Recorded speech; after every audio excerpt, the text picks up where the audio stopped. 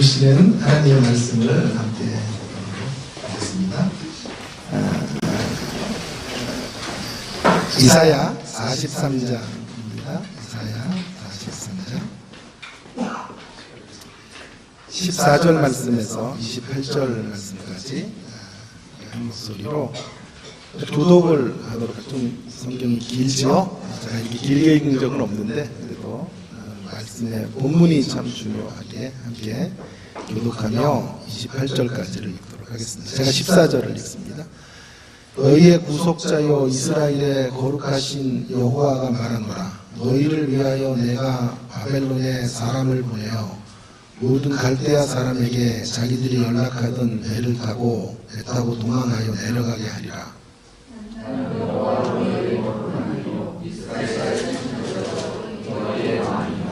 나 여호와가 이같이 말하노라. 바다 가운데서 길을 큰 물 가운데서 지름길을 내고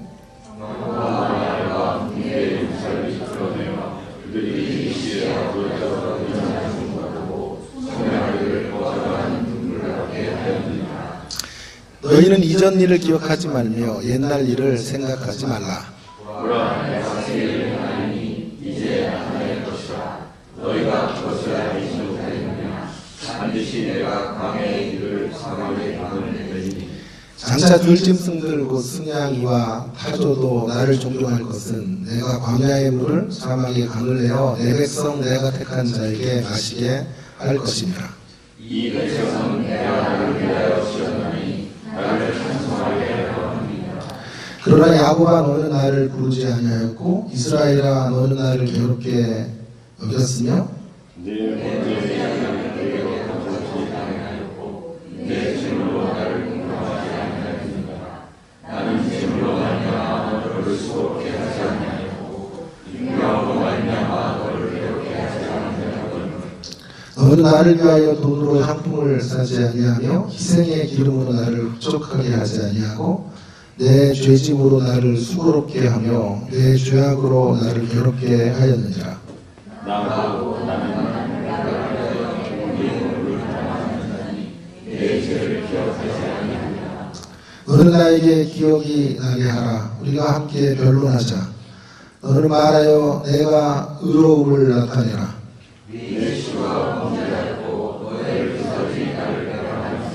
함께 있습니다. 그러므로 내가 성소의 어른들을 욕되게 하며 야곱이 진멸당하도록 내어주며 이스라엘이 비방거리가 되게 하리라. 아멘. 하나님께서 우리를 얼마나 위하시는지 어떤 말로 표현하면 좋을까 이런 생각을 하다가 끔찍하게 하는 단어가 떠올랐습니다. 우리를 끔찍하게 사랑하시는 분. 그 끔찍한 사랑이 어떤 것인지 오늘 두 가지 중요한 단어를 연결해서 하나님의 끔찍한 사랑에 대한 이야기를 하려고 합니다. 하나는 14절에 나와 있는 너희를 위하여 라고 하는 것입니다. 또 하나는 25절에 있는 나를 위하여 라는 표현이에요. 차례대로 좀 생각을 해보면 좋을 것 같은데요. 먼저 너희를 위하여. 이것이 우리에게 어떤 감사거리가 되는지, 또 나를 위하여 이것이 또 우리에게 어떤 감사거리가 되는지를 생각해 보도록 하겠습니다. 이를 통해서 추수감사절의 진정한 감사의 의미를 다시 한번 기억하는 그런 시간을 가져보려고 합니다. 먼저 우리를 위하여, 너희를 위하여. 우리에게는 우리를 위하여겠죠. 우리를 위하여. 우리를 위하여라는 교훈은 끔찍한 애정으로 우리를 회복의 길로 인도해 주시는 하나님께 감사해야 한다라고 하는 것입니다. 우리가 참으로 감사해야 되는 대목은 우리를 위해서 쉬지 않고 위대한 구원과 회복의 길로 우리를 초대하고 계시는 거예요. 지금 이스라엘은 바벨론에 있습니다. 그 바벨론의 자리에서 14절에 보시면 너희의 구속자요 이스라엘의 거룩하신 이가 말하노라. 그들을 건져주시겠다는 거죠. 이스라엘을 바벨론의 손에서 건져주시겠다. 바벨론을 친히 무너뜨리시겠다. 그렇게 말씀하십니다. 그리고 그것을 위해서 출애굽 사건을 구체적인 신뢰로 들고 계십니다. 15절에 이어서 보시면 나는 여호와 너희의 거룩한 이요 이스라엘의 창조주요 너희의 왕이라. 16절에 바다 가운데서 길을 큰 물 가운데서 지름길을 내셨다라고 말씀하고 계시죠. 바다 가운데서 큰 길을 내신 지름길을 내신 분은 하나님이시고 그 출애굽 사건을 우리로 하여금 기억하도록 하는 것입니다. 17절에 보면 더 명확하죠. 우리가 건져짐을 당하고 반대편에 있는 애국의 군사들이 어떻게 되었는지를 17절은 말합니다. 병거와 말과 군대의 용사를 이끌어내어 그들이 일시에 엎드려져 일어나지 못하고 소멸하기를 꺼지는 등불을 갖게 하였느니라. 우리가 건져짐을 당하고 애국은 하나님의 심판과 파멸을 경험하게 되었음을 상기시키고 있는 거죠. 그러니까 14절부터 17절을 연결하면 바벨론에서 우리를 건지시는 하나님으로 인해 감사해야 된다. 그것을 위해서 출애굽의 역사를 하나님께서 기억하라고 하십니다. 출애굽을 기억한다면 지금 이 바벨론의 손에서 건져주신 하나님을 확신할 수 있을 것이다. 그런 메시지가 되겠습니다. 자, 이제 좀 더 가보도록 하겠습니다. 하나님의 위대하심을 기억하고 하나님의 약속을 믿으며 감격하라. 그런 메시지가 될 텐데요. 흥미로운 것은 18절에 오면 다소 좀 이렇게 충돌이 되는 듯한 구절이 하나 등장합니다. 18절에 뭐라고 나오냐면 너희는 이전 일을 기억하지 말며 옛날 일을 생각하지 말라. 여러분, 앞에는 기억을 하라 이렇게 말씀을 하셨지 않습니까? 뭘 기억해야죠? 출애굽 사건을 기억하고 출애굽 역사에서 일하셨던 하나님께서 이 바벨론의 압제로부터 건져주실 것을 붙잡고 나아가야 된다라고 말씀하셨는데 18절에 오면 이전 일을 기억하지도 말고 옛날 일을 생각하지도 마라. 앞에서는 옛날 일을 생각하게 하시더니 이제는 옛날 일을 아예 생각하지도 말라 이렇게 말씀하고 계시는 거죠. 기억하는 것이 맞습니까? 기억하지 않는 것이 맞습니까? 물어본 거예요. 기억하는 것이 옳은 건가요? 기억하지 않는 것이 옳은 건가요? 두 가지 다 맞겠죠? 강도점의 차이점이다. 이렇게 말하면 되겠습니다. 어떤 관점으로 보냐에 따라서 달라질 수 있을 것입니다. 전에도 한번 제가 이야기를 했는지 모르겠어요. 했어도 할 수 없고요. 폴 검이라는 사람이 이제 거미를 만난 이야기, 이웃집 여인이 거미를 만난 이야기를 다른 관점에서 이야기를 하는 것이 제가 아침에 이제 설교와 교과서에 나와서 제가 가끔 인용을 합니다. 사건을 먼저 목격자의 시선으로 그 사건을 설명해요. 한번 제가 빨리 읽어볼게요. 이웃에 사는 말쑥한 소녀 한 분을 소개합니다. 그 여자는 직장에 출근하려고 멋지게 차려입고 이제 막 현관문을 나오려는 참입니다. 현관문을 잠그고 지갑이며 도시락 주머니, 에어로빅 가방, 쓰레기 봉지 등을 가지고 나오는 짐꾸러기들을 양손에 조롱조롱 들고 있습니다. 눈을 닫고 돌아서서 이제 폴 검이라는 사람이 힐끗 보더니 활짝 미소지어 인사하며 현관 입구에서 3계단 정도를 내려오더니 갑자기 으아 소리를 지르는 것입니다. 그게 경적으로 울려대는 소방차의 소리와 거의 맞먹을 정도로 크나큰 고함 소리였습니다. 앞으로 나아가려다가 거미줄에 정통으로 걸린 거예요. 그녀는 양손에 든 꾸러미들을 사방으로 던지면서 다리를 높이 지켜 지르면서 지르박춤을 춥니다. 얼굴과 머리를 마구 부여잡고는 으악 하며 목청껏 소리를 지릅니다. 그리고 열쇠를 다 돌리지도 않은 채 현관 문으로부터 막 문을 열려고 해요. 잘 열리지 않아서 다시 한번 시도해보지만 결국 열쇠는 부러져 버리고 합니다. 그러자 그 여인은 창피했는지 부랴부랴 뒷문을 집 뒷문을 향해 냅다 달려갑니다. 홀곰이 본 한 여성이 곰이 만난 이야기. 자, 이제 이것을 이제 거미의 관점으로 다시 새롭게 묘사합니다. 거미의 관점으로 똑같은 이야기를 한번 적어보았습니다. 제가 읽겠습니다. 그들이 볼 수 있는 회색빛의 중년의 나이가 듬직한 앙거미를 소개한다. 이 거미는 동트기 전부터 일어나서 거미줄을 치고 있다. 만사가 잘 되어가는 중이다. 바람도 없고 날이 좋고 이슬도 사냥감이 달라붙기에 안성맞춤이다. 거미줄을 다친 이 앙거미는 거미줄을 점검하면서 아침 거리로 먹을 작은 모기 한 마리 걸렸으면 하고 생각한다. 기분이 좋아서 막 일을 준비하고 있는데 갑자기 끔찍한 사태가 벌어진 것이다. 이게 웬 지진인가? 폭풍인가? 화산폭발인가?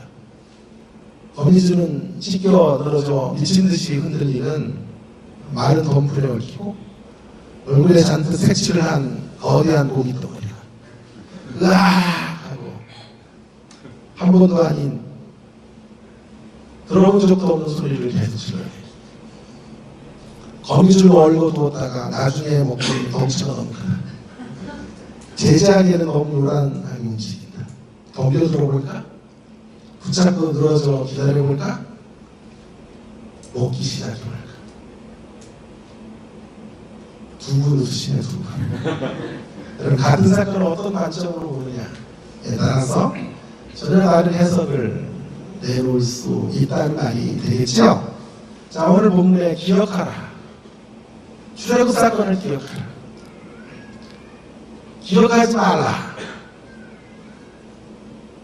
이 둘 가운데 하나가 틀린 것이 아니고요. 강조점의 차이인 것입니다. 성경을 보다 보면 상호 충돌이 되는 대목들이 굉장히 많이 나와요. 우리는 어떤 경우에도 성경을 사수하는 사람들. 왜냐하면 우리의 존재 기반은 성경이기 때문에. 그래서 언제나 새로운 관점의 차이로 그런 것들을 읽으려고 노력해야 돼요. 다 못 풀어도 관점의 차이가 있는 것이다 라고 생각하고 풀릴 때까지 고민을 하는 것이 성경을 존중하는 자세라고 생각해요. 먼저 기억하라 라고 하는 말은 이런 말입니다. 하나님께서 언제나 그의 백성들에게 구원의 역사와 회복의 역사를 베풀어 주실 분이라는 사실을 강조하기 위하여 기억하라. 그러므로 기억하라는 말은 기대하라는 말이에요. 하나님이 언제나 일하시는 분이기 때문에, 언제나 그의 백성을 위하시는 분이기 때문에 하나님을 기대하라. 어떠한 자리에서도 하나님의 일하심의 역사들을 소망하고 있으라. 전에 애굽에서 먼저 주셨듯 바벨론에서도 먼저 주실 것을 기대하며 기다리며 소망으로 품고 있으라.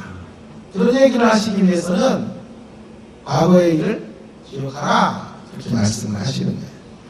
자, 그러면 18절에 기억하지 말고 생각하지 말라 라는 말씀은 강조점이 좀 달라요. 구원자 하나님을 기억해야 합니다. 그런데 하나님의 구원 방식이 늘 다르다는 사실을 우리 또한 기억해야 돼요. 알아야 돼요. 이전에 임했던 동일한 방식으로 하나님이 일하시지 않아요. 그러니 기억하지 말라. 과거의 일을, 옛날 일을 기억하지 말라는 말은 옛날과 동일한 방식으로 일하시는 하나님이 아니시다 라는 뜻에서 나오는 말이에요. 언제나 새롭게 새로운 역사를 창출해 가시는 거예요. 그래서 19절에 새 일을 행하시는 하나님이라고 말하는 거예요. 과거에 머물러 계신 분이 아니라 늘 새롭게 무언가를 창출해 가시는 분, 새로운 역사를 창조해 가시는 분이 저와 여러분의 하나님이신 줄 믿습니다. 구원의 방식이, 구원의 형태가 늘 새롭다 라고 하는 거죠. 보라 내가 새 일을 행하리니 이제 나타낼 것이라. 이제 새롭게 일할 것이다.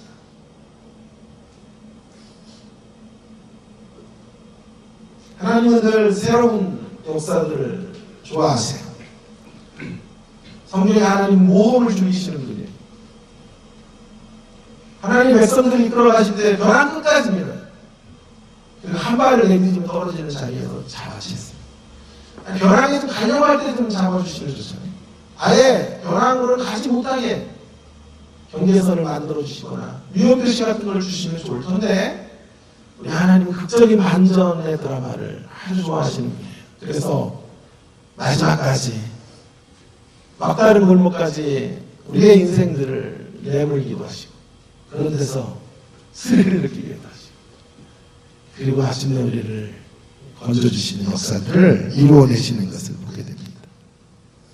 상식을 깨는 방식으로 임하시고 통요의 벽을 뛰어넘어 역사하시는 분이에요. 그래서 그런 의미에서 과거에 머무르시는 분이 아니에요. 오늘 새로운 역사를 우리와 함께 창조해 가시는 분, 창조해 가시는 분으로 하나님을 바라보도록 말씀하고 있는 것이죠. 그래서 어떤 이가 말합니다.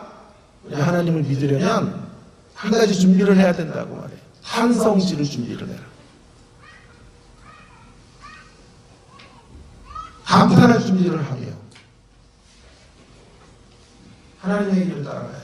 신앙의 길은 감탄의 연속이 될 거예요. 왜냐하면 날마다 새롭게 무언가를 창조해 가시는 분이시기 때문에 그래요. 전에 출애굽의 때에는 바다에 길을 내시는 방법으로 일하셨어요. 이제는 어떻게 일하실까요? 19절에 나오잖아요. 광야의 길을 사막의 강을 내시는 방법으로 일하실 것이에요. 그래서 20절에 보시면 하나님 백성들만 구원하시는 게 아니라 더 크고 위대한 계획들을 하나님께서 이루어내실 거예요. 모든 피조물에게 생수가 공급되어진 역사들을 맛보게 하실 것입니다. 사람들이 사막에서 넉넉히 물을 마시고, 사람들만이 아니라 들짐승도 거기서 시원한 물을 공급받게 되면 참된 의미의 피조물 회복까지 허락해 주시는 하나님으로 일하실 것이다. 그러니 과거의 일을 기억하지도, 옛날 일을 생각하지도 마세요. 새로운 역사를 이루어가실 하나님을 바라보라고, 놀랄 준비를 하라고 성경은 우리에게 촉구하고 있는 것입니다. 저는 이 구절을 묵상하면서 우리 시대의 절망을 회복하는 희망의 음성 같은 것이 들려지는 것을 경험하게 되었습니다. 우리의 모습은 광야와 같습니다. 장로님의 기도처럼 우리의 현실은 사막과 같습니다. 거기에는 어떤 생명의 기운도 없고, 광야와 사막을 상징하는 표현은 폐허라는 말로 연결될 수 있을 것입니다. 이러한 절망적인 우리들의 현실들, 대한민국이 어렵습니다. 아니, 시대는 언제나 어려웠어요. 언제 한번 위기가 아닌 적이 있었습니까? 해방 이후로 지금까지 이 나라는 항상 어려움 속에 살아왔다며. 새삼스러운 건 아닌데요. 진짜 위기가 뭐냐 하면, 이전에 어려울 때는 성도들이 좀 끼어 있었어요. 교회가 정신을 좀 차리고 있었는데, 대한민국을 영적으로 이끌어갈 교회들이 무너지고 있다는 것이 정말 그 절망이에요. 그래서 우리의 상황이 사막과 같고 광야와 같다 하고 말할 수밖에 없어요.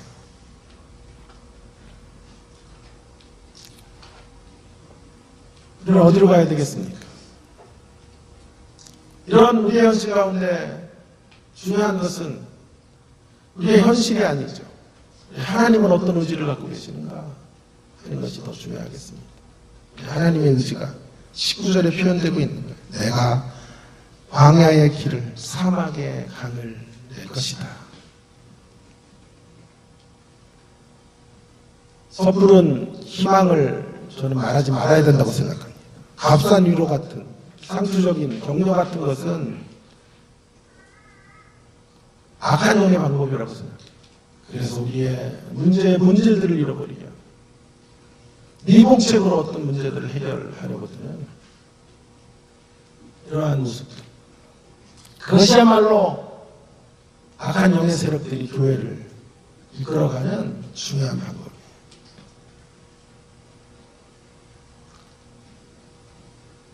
이 위기를 극복할 수 있는 유일한 길은 광야에서 길을, 사막에서도 강을 내실 수 있는 하나님을 처절하게 바라보는 것, 그거밖에는 길이 없다고 생각합니다.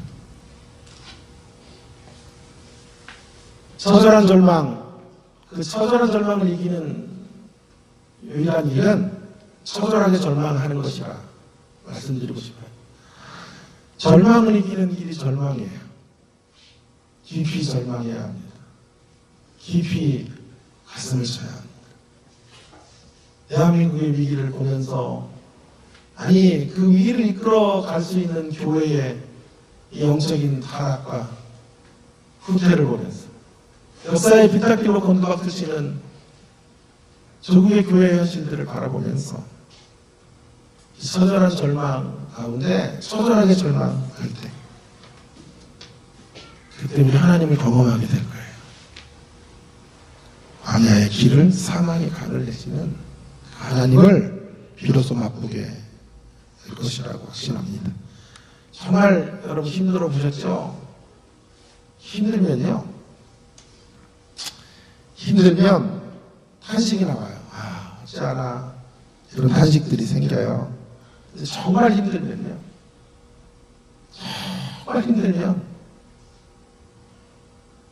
힘든 정도가 이제 극에 달하면요, 탄식도 못 질러요. 탄식을 지르면 좀 그래도 살만한 거예요. 정말 힘들면 하늘의 한숨 한마디밖에 못해요. 소리도 지를 수 없어요.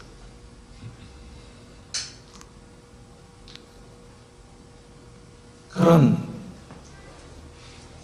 힘들다라는 말도 할 수 없을 정도의 절박함,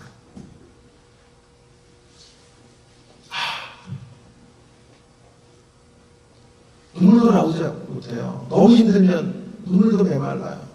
그 절박함으로 우리가 가슴을 칠 때, 대한민국의 교회들이 새로워지고 교권과 물권, 이런 세속주의로부터 교회가 건져지는, 그래서 조국의 희망이 되고 대한민국을 이끌어갈 영적인 토대가 되는 이런 위대한 자리로 다시 돌아오게 될 것이라고 확신합니다. 처절해지는 것만이 사는 길이에요. 심령의 가난함만이 회복되는 길이에요. 그때 그렇게 하나님을 부르는 자들이 생길 때, 그 상황을 보고 교회를 바라보면 주님이라는 소리밖에, 기도를 이어갈 수가 없어요. 주님의 호칭만을 부를 수밖에 없어요. 하나님이라고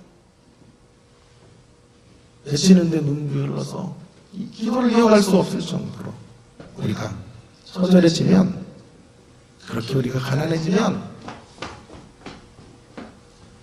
그때 광야의 길을, 사막의 강을 내시는 여호와 하나님의 놀라운 기적을 보게 될 것입니다. 그래서 마침내 21절로 가게 하실 거예요. 이 백성은 내가 나를 위하여 지었나니 나를 찬송하게 하려 함이라. 하나님을 찬송하게 하실 거예요. 새 노래를 부르도록 만들어 주실 거예요.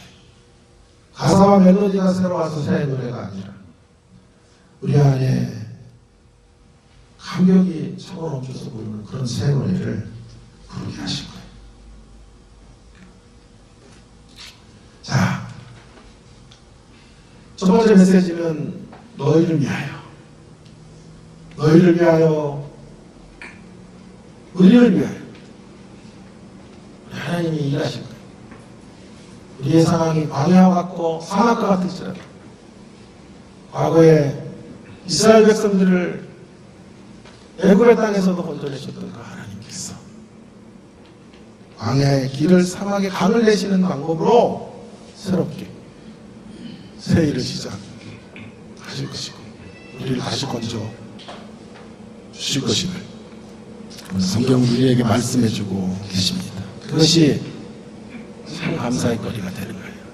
그리고 감격하게 되는 대목이라 믿습니다. 자, 이제 또 한 가지 말씀을 잠깐 생각을 하려고 하는데요. 25절에 있는 말씀이에요. 25절에 있는 나를 위하여. 나를 위하여 라는 것이 이 둘을 연결해야 된다고 생각합니다. 너희를 위하여와 나를 위하여가 함께 연결되어 질 수 있어야 된다고 생각해요. 이스라엘을 위하시는 하나님은 마침내 자신을 위하여 하나님 자기 자신을 위하여 이스라엘을 회복하시는 사역으로 나가시겠다고 말씀하고 계세요. 아주 중요한 대목이라고 저는 생각해요. 하나님 이스라엘을 위해 일하시는 것은 뭐 자신을 위한 것이다 라는 말이죠. 두 번째 교훈이 주보에 있는 것처럼 끔찍한 애정으로 우리를 위하여 우리를 위하시기 때문에 마침내 하나님은 자기를 위해서 일하실 수밖에 없어요. 자기 스스로를 위하여 회복의 길을 여셔야 한다 라는 거예요. 여러분 너희를 위하여가 하나님 스스로를 위하여로 연결돼야 되는 이유가 뭐냐면 만일 그것으로 연결되지 않으면 우리를 위하시는 하나님의 요소만 있으면 그 하나님만 이야기하고 자기를 위하시는 하나님, 자신을 위해서 구원을 베푸시는 하나님의 이야기가 실종되면요 하나님과 우리의 깊은 관계 단절이 생겨요. 잘 음미해 보셔야 돼요. 이스라엘을 위하시는 하나님이 이스라엘에게 구원과 회복을 주시는 분이세요. 그런데 그것이요, 그 하나님의 위하심이 관계를 무너뜨리는 매우 중요한 근거가 될 수도 있다는 사실을 생각해 보셔야 돼요.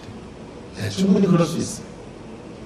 이것이 무슨 뜻인지 이제 함께 좀 풀어보도록 하겠습니다. 자, 하나님이 이스라엘을 위하시는 것이 독이 되는 경우도 있고 득이 되는 경우도 있어요. 먼저 독이 되는 경우, 득이 되는 경우부터 말합니다. 득이 되는 경우. 근데 오늘 이야기는 독이 되는 경우들을 말씀하고 계시거든요. 자, 먼저 득이 되는 경우는요 이것이죠. 하나님이 이스라엘을 끔찍히도 위하셔요. 그래서 그들의 상태가 사막 같고 광야 같아도 길을 내시고 강을 내시는 하나님, 그들을 행하시기 원하셔요. 믿으시죠? 그런데요,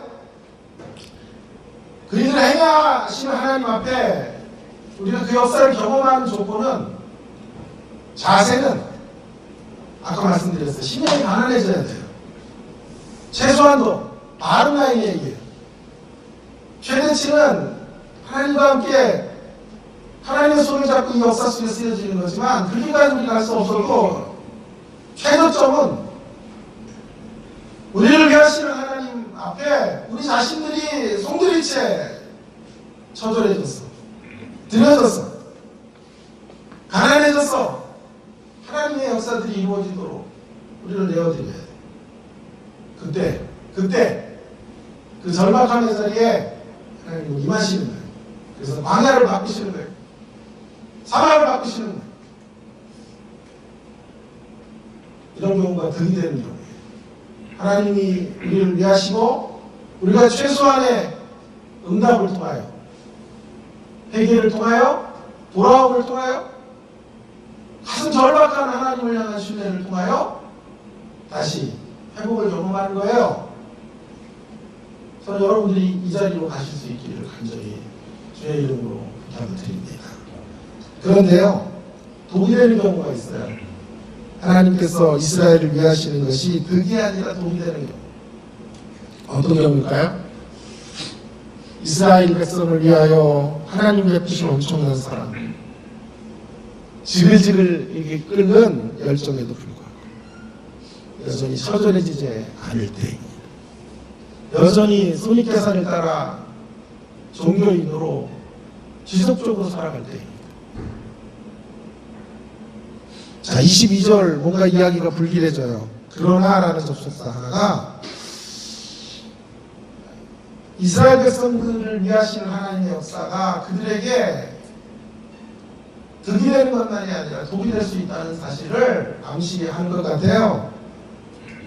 자, 하나님이 끔찍히도 그들을 위하셔서 그들의 상태는 광야 같고 그들의 상태는 사막 같을지라도 하나님은 그 속에서 일하시고 사이를 창출하시고 새 역사를 이루어 가신 거예요.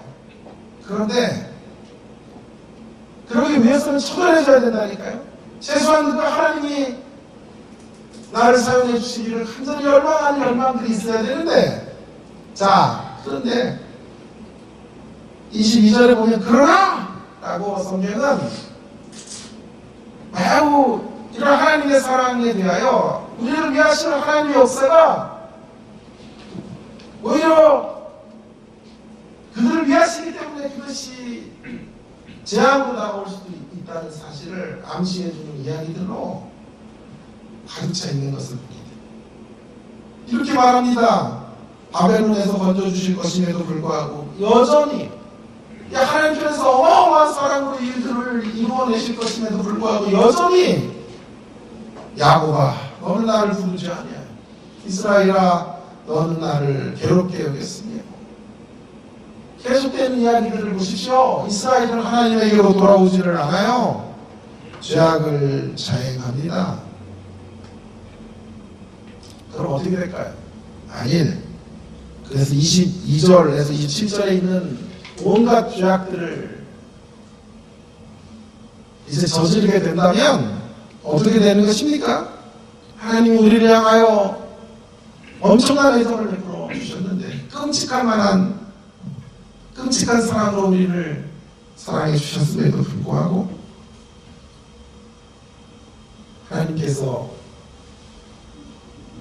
이 백성들에게 요청하시는 회개와 눈물과 가슴심이 동반되지 않으면 어떻게 될까요? 여기에 조국의 기독교와 제가 말씀드리려는 기독교 신앙이 차이가 있다고 생각해요. 조국의 기독교는 이럼에도 불구하고 하나님은 우리를 위하신다고 가르쳐요. 저는 그것은 잘못된 답이라고 생각해요. 하나님을 더 깊이 알고 이 문제를 접근해야 된다고 저는 요청하고 싶어요. 여러분, 하나님은 인격이시기 때문에 인격적으로 우리를 사랑하시는 거죠. 인격은요, 반드시 상처를 받아요. 인격적 관계 안에는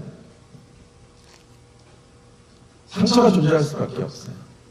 하나님도 우리를 인격적으로 대하시기 때문에 인격적 반응들이 동반되지 않으면 하나님도 아프세요.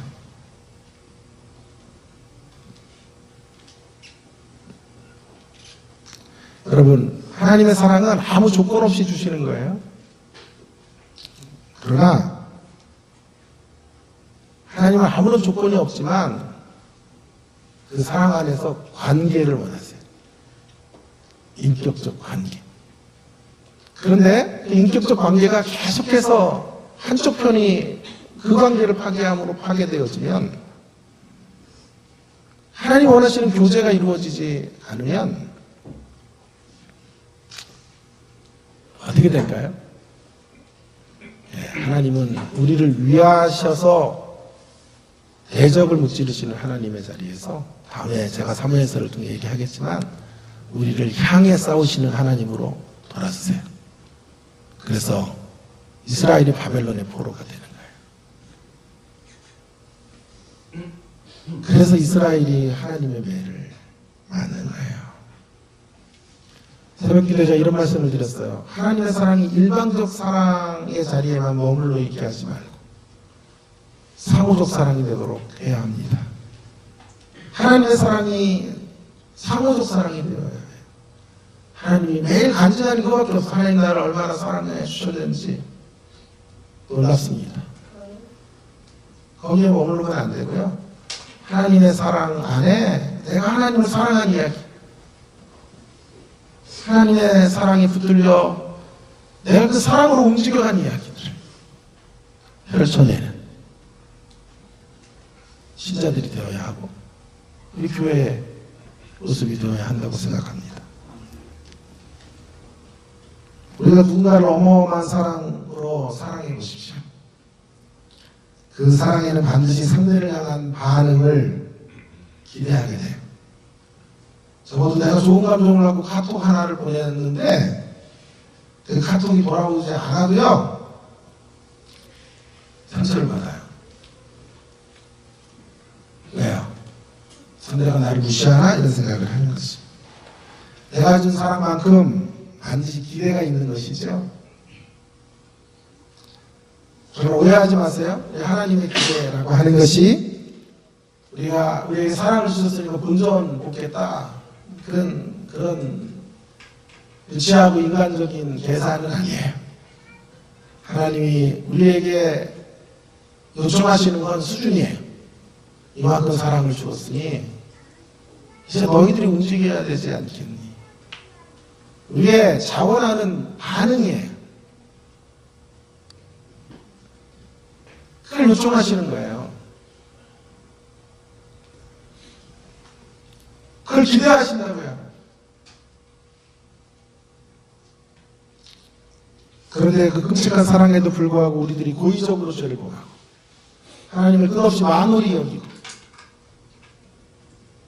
하나님과의 인격적 관계들을 끌어내면 어떻게 될까요? 하나님 편에서 하나님이 실망하시게 돼요.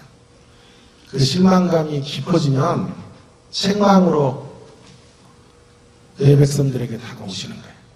그리고 책망이 깊어지면 내가 들어오는 거죠. 그것이 심해지면 심판의 자리로 나아가게 되는 거예요. 그리고 끝내 그 심판의 자리에도 돌아오지 않으면 사울과 같은 인생이 되는 거예요. 파멸의 길로 나아가게 되는 거죠.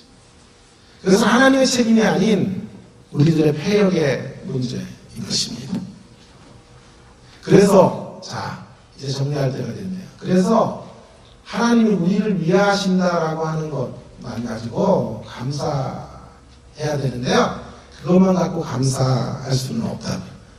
만약 우리를 위하시는 분으로만 하나님이 계시면 죄송하지만 우리는 패망할 확률이 커요. 우리는 그 하나님의 질투하심 앞에 매를 받고 심판을 받고 파멸의 길로 나아갈 확률이 높습니다. 왜냐하면 우리는 목이 곱고 학습 능력이 현저히 떨어진 사람들이기 때문에 그래요. 그분께 언제나 실망을 드리는 존재들이기 때문에 그래요. 그래서 하나님 오래 참으시다가 끊임없이 우리를 위하시는 자리에서 일하시다가 끝내 돌아오지 않는 백성들을 보며 심판의 자리로 그들에게 임하시는 거예요. 그러기에 하나님께서 너희를 위하여 라는 단어만 있으면 안 돼요. 우리를 위하시는 하나님만이 아니라 자신을 위하여 하나님 자신을 위하여 일하시는 하나님이 되실 때 그때 우리가 다시 회복의 길로 나오게 되는 거예요. 자, 그래서 25절을 보세요. 25절. 25절이 중요한 말이에요. 나 곧 나는 나를 위하여 동그라미 나를 위하여. 하나님은 최종적으로는 어떻게 일하시냐, 이런 패역한 백성들, 근데 사랑을 투자해도 돌아오지 않는 사람들, 그렇게 끔찍하게 위해서도 하나님과 인격적 반응을 나누지 않으려는 인간들, 인생들, 야곱, 이스라엘, 우리들. 그래서 성경은 이스라엘 백성을 짐승과 같다고 말하는 거예요. 짐승도, 아니 어쩜 짐승만도 못하는 수준인지 몰라요. 짐승은 사랑을 주면 어느 정도의 액션과 반응을 보여요. 우리는 그런 반응도, 그런 수준도 드러내줍니다. 그래서 어떻게 돼요? 하나님이 우리를 위하시는 이야기가 재앙의 이야기가 돼요. 득이 아니라 독이 될 수도 있는 자리로 떨어지게 돼요. 하나님 우리를 위하시는 것 자체가 문제가 된다는 게 아니고요. 하나님 우리를 너무도 끔찍히 위하시는데 우리가 반응하지 않는 게 문제인 거죠. 그래서 어떻게 하셔야 돼요? 궁극적으로 어디로 가셔야 돼요? 그래서 우리를 파멸로 집어넣으실 수는 없으니까. 하나님은 우리를 위하여 많이 아니라 자신을 위하여, 나를 위하여. 25절을 한번 같이 읽어볼까요? 시작. 나고 나는 나를 위하여 내 허물을 동하라는 자니 내 죄를 기억하지 아니하리라. 할렐루야. 이것이 진정한 복음이에요. 곧 나는 나를 위하여 내 허물을 동하라는 자. 다시 죄를 져도 우리를 위하여 일하시는 하나님, 그 하나님의 이제 역사로만이 아니라 하나님 스스로를 위해서. 이제 안 되니까, 안 돌아오니까 이제 하나님이 그의 백성들을 다 버리실 수는 없습니다. 영원한 파멸로 종교를 지을 수는 없으니까 이제 쓰는 하나님의 마지막 카드는 자신을 위하여 하나님께서 우리의 죄악들을 도말하시겠다고 하시는 거죠. 이것이 하나님의 최종 조치인 것이에요. 얼마나 감사한 대목인지 모르겠어요.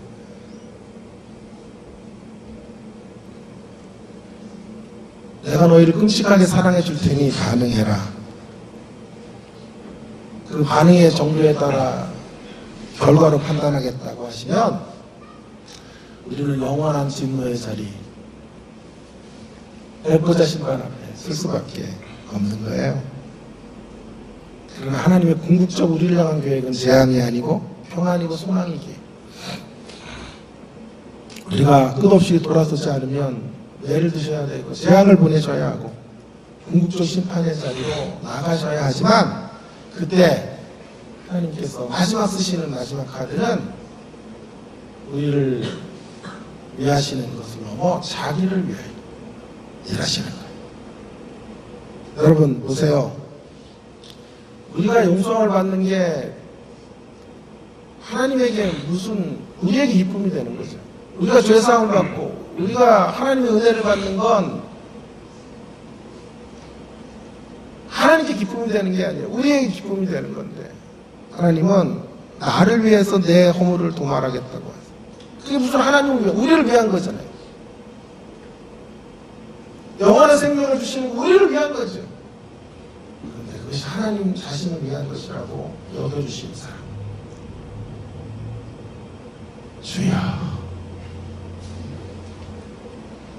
따라오시는 건지 모르겠어요. 자, 그것이 하나님 자신을 위한 것으로 여겨주시는 사람.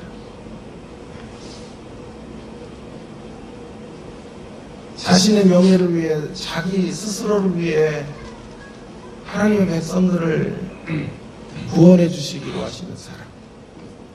그 사람이 하나님의 최종적 사랑이에요. 그래서 우리가 이런 인격적 관계를 깨는 존재로 살아감에도 불구하고 이렇게 하나님 앞에 불충한 인생들임에도 불구하고 여전히 구원받은 백성으로 이 땅을 살아갈 수 있게 되는 것입니다. 너무 어렵게 지금 설명을 드렸는지 모르겠습니다. 쉽게 생각해 보세요. 우리가 누리는 모든 것이 우리의 조건이나 우리의 반듯함으로 이루어진 것이 아니에요. 우리의 의로움 때문도 아니에요. 그 누구보다도 우리 자신들이 우리 자신의 월고를 잘 알고 있죠. 우리의 선함 때문이 아니에요. 우리가 철들어서 이렇게 귀한 은택들 향유하고 사는 게 아니에요. 신앙생활하면서 우리가 느는 것은요, 거룩해지는 것이어야 되는데 거룩해지는 게 늘지 않고 신앙생활 하면 할수록 시간이 지나면 느는 건 맷집이에요. 아무리 맞아도 아무리 징조를 보내도 아무리 어려움을 보내고 분명한 길목길목에도 하나님이 사건들을 만들어 주셔도 그 사건으로 되돌아올 줄 몰라요. 그 사건 앞에 자기를 단추해 볼 줄 몰라요. 오히려 그 사건들을 미워하고 그 사건을 보낸 사람들을 원수맺기 바쁘지 그 사건이 나에게 주는 경종, 그 일이 나에게 하나님의 어떤 음성이 들려지는지 이런 것들을 생각해야 되는데 그래서 좀 더 거룩한 지점으로 나가려고 몸부림치지는 못하고 무딘 신령으로 우리 앞에 펼쳐지는 모든 사건들을 대항으로 맷집이 강해요. 웬만치 맞아서는 기도도 안 해요. 웬만치면 사건이 있어가지고는 하나님의 이름을 부를 줄도 몰라요. 버티기 선수들. 둘째가라면 서러울 정도로 잘 버티는 사람들. 선수권 대회 나가면 트로피 거머쥘 수 있는 사람들로 그렇게 신앙생활을 하고 있어요. 가슴을 쓸어내리는 아찔한 순간들을 보내주셔도 하나님의 음성을 못 들어요. 하나님 앞에 어떻게 써야 될지를 되돌아보지를 못해요. 그런 우리들이 복을 누린 거예요. 그런 우리들에게 복이 임한 거예요. 그런 우리들이 영원한 파멸의 자리로 나아가지 않고 있는 거예요. 무엇 때문에 가능한 것입니까? 그저 우리를 위하시는 하나님, 그 하나님은 역시 질투하시는 하나님이기 때문에 우리가 이렇게 끊임없이 개판치면 하나님은 오래 기다리시다가 외로 돌아서시고 우리를 향해 도전해 오시고 공격해 오시는 분이란 말이에요. 그 하나님의 모습만이 아니라 궁극적으로 마지막 그 패역의 자리에서 꺼내드시는 카드가 자기를 위해 우리 죄를 사하시고 우리의 허물을 덮어주시는 하나님으로 일하시기 때문에 저와 여러분이 오늘 이렇게 위대한 복의 자리에 서 있게 된 것입니다. 오늘 이 하나님 때문에 이 땅을 살아가고 있음을 감사하는 그런 귀한 시간이 되기를 주의 이름으로 부탁을 드립니다. 그러니까 이런 말이죠. 우리를 위하는 것 자체가 자신을 위한 것으로 여겨주시는 거예요. 그러니까 우리를 위해서 우리가 어떻게 반응하고 우리가 어떤 수준을 갖는 것 하나님 그런 걸 먼저 기대하셨지만 그 기대치가 이루어지지 않을 때 하나님이 쓰시는 조치는 뭐냐 하면 우리를 계속 내때리고 우리를 파멸을 밀어줄 수는 없으니까 심판의 자리까지는 가지만 영원한 구름통이로는 못 집어넣으니까 하나님의 사랑이 하나님 스스로 하나님 자신을 위해서 일하시는 거죠. 그러니까 우리를 위해 기대하는 바가 하나도 이루어지지 않는 자리에도 하나님은 우리 때문에 기쁨을 찾으셔야 된다. 무엇으로 기쁨을 찾는 거죠? 우리를 위하시는 것 자체가 하나님의 기쁨이에요. 우리를 위하시는 것 자체를 하나님의 기쁨으로 삼으시고 우리의 응답이 없을 때 사실 우리가 하나님의 보상이 좀 돼야 되거든요. 하나님의 사랑에 대한 거룩한 보상이 돼야 되는데 그 거룩한 보상이라 응답으로 나가지 못할 때에도 하나님은 우리를 위하시는 것 자체 그것으로 하나님은 그것 자체가 보상이 되신다고 생각하시고 그것 자체를 우리를 사랑하시는 보상으로 여기시며 우리를 사랑해 주시는 사랑 그 사랑이 하나님의 사랑이에요. 그 사랑으로 오늘 여기 이곳에서 하나님을 예배하는 예배자로 서 있는 거예요.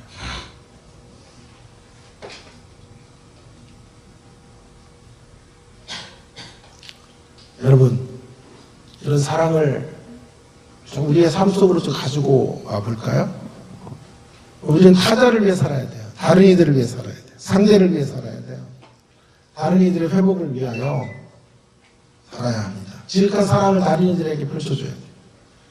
그러나 다른 이들을 지극히 사랑하는 것으로 반드시 어디로 가냐 하면요. 내 틀을 강요해. 그 그 어떤 보상들을 기대해요. 그래서는 안 돼요.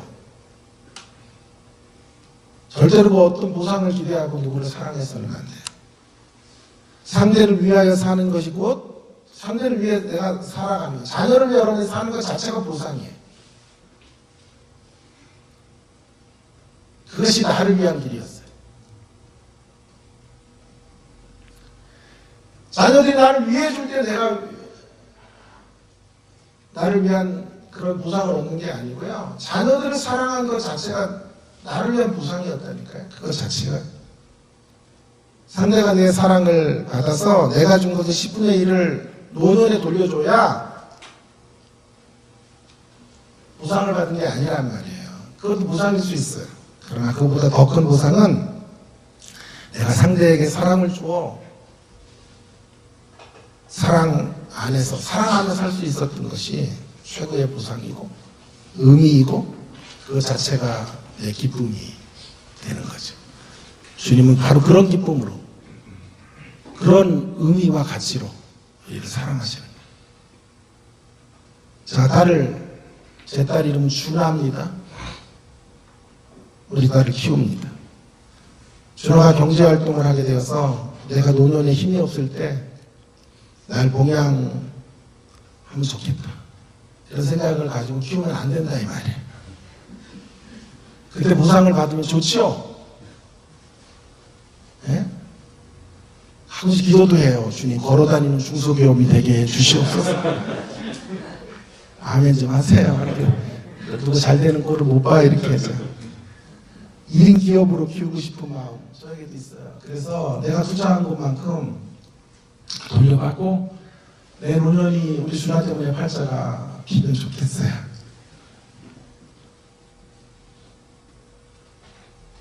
그런데요, 그 진정한 사랑의 관계가 아닌 거예요.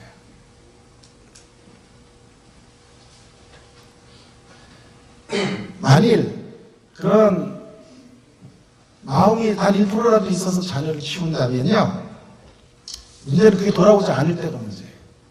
내가 잘 키웠는데 걸어다니는 1인 기업이 됐는데 나에게 그에 상응하는 대가들을 공급해주지 않을 때 그때는 내가 준하에게 쏟은 사랑은 무기가 돼요.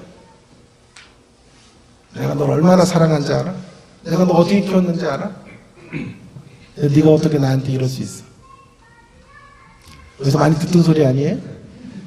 여러분이 집안에서 맨날 하는 소리들이죠?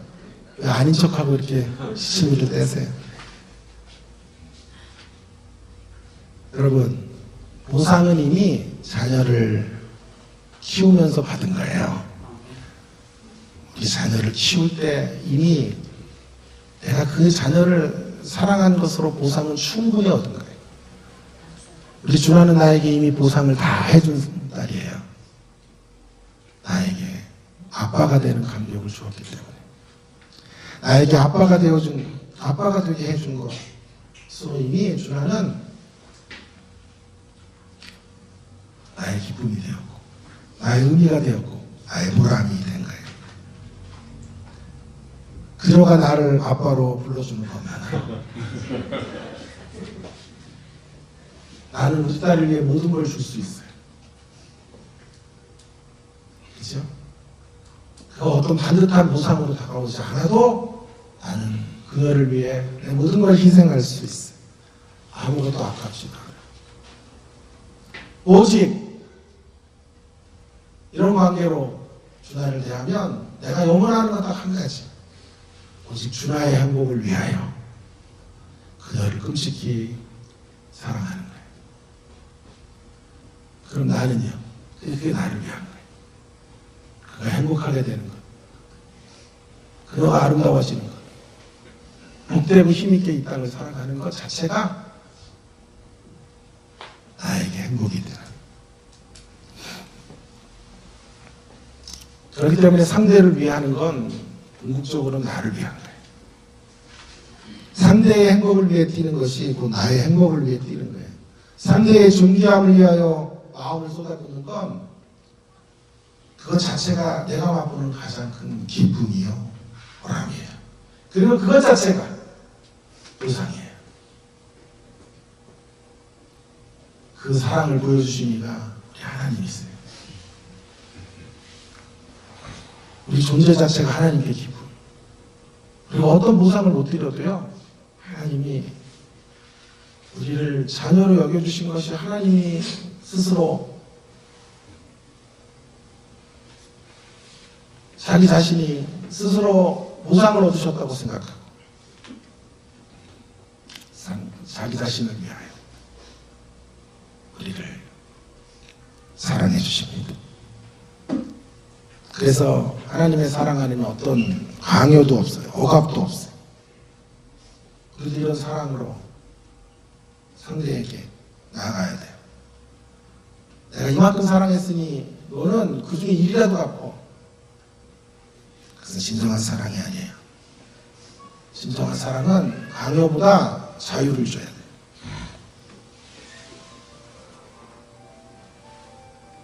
상대가 내가 사랑해 준 것만큼 반응하지 않아도, 기대치만큼 되돌려주지 않아도 우리도 하나님에게 되돌려드리지 않은 채 살고 있으니까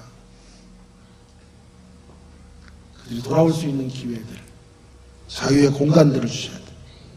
그 자유의 공간들을 이렇게 채워내는 사람은 어리석은 사람들이에요. 네가 나에게 이럴 수 있어? 당신이 나에게 이렇게 칼을 찌를 수 있어? 당신이 나를 이렇게 배반할 수 있어?가 아니에요. 그것으로 그 공간을 메우면, 그 시간들을 채워내면 서로의 관계는 단절로 나가는 거예요. 그 공간을 하나님이 우리를 어떻게 사랑하셨는지 이 사실을 깊이 기억하면서 기다리고 인내하고 견디고 버티고 새로운 차원의 사랑을 만들어가는 일들로 나아가야 하는 것이죠. 상대를 위한다는 것은 상대에게 잘해주는 것은 기본이고, 상대에게 섭섭해하지 않는 것을 가지고 있어야 돼요. 누군가를 위한다는 것은 그 위하는 것 자체가 나에게 최고의 순간이에요. 그 자체가, 내가 누구를 위해주는 것 자체가 최고의 행복인 거예요.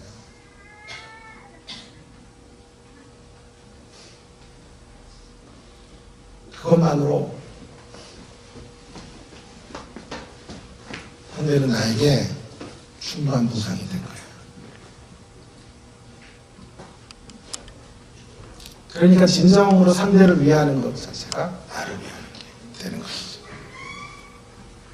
내가 널 위해 투자한 것으로 내 보상이 되어달라 하는 것은 상대를 위하는 것이 아니라 상대를 파괴하는 행위예요.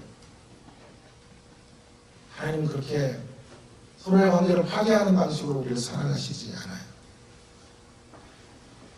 하나님이 우리를 끔찍히 위하시는 것으로, 그것을 하나님 스스로가 자기를 위한 것이라고 생각하시고 기쁨으로 삼으시고 자기 스스로를 위하여 우리를 회복하시고 구원해 주시는 분이십니다. 추수감사절을 지내면서 우리의 감사의 거리를 정리해 보겠습니다.